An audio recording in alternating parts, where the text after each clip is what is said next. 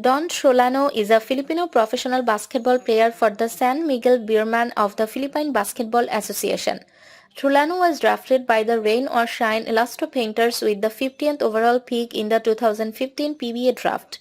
On December 11, 2023, Trollano was traded to the San Miguel Beermen in a three-team trade involving San Miguel, NLEX, and NorthPort Batang Pier. On March 2, 2023, in a Governor's Cup win over the Terrafirma Dyip, he hit a new career high with 44 points and broke the PBA's all-time record for consecutive triples with a miss with 9 straight as well. In the 2022 Philippine Cup, he hit a game-winning shot against TNT.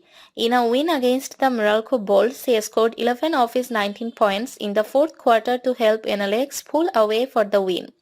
In December 2022, Trollano signed a 2-year extension with the team, which came after he scored a career-high 26 points in 2 different games during the Commissioner's Cup.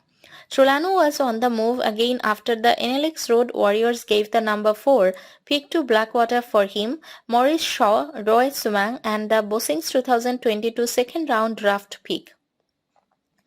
During the 2019 Governor's Cup, he was traded to the Blackwater Elite along with Anthony Simmert and a first-round draft pick for Bobby Ray Parks Jr. In 2020, he scored 23 points, 7 rebounds and 4 assists in a 96-109 loss. On October 25, 2015, Trollano recorded 8 points, 3 rebounds and 4 assists in a win over the Colombian Dyip in his second career game played. On November 11, 2015, Trollano recorded his first double-digit scoring output as he scored 12 points to go along with 3 rebounds in a win over the Alaska Aces. In the 2016 Commissioner's Cup, which was Trollano's rookie year, he won his first championship. In 2018, he was traded to the TNT Catropa for Norbert Torres.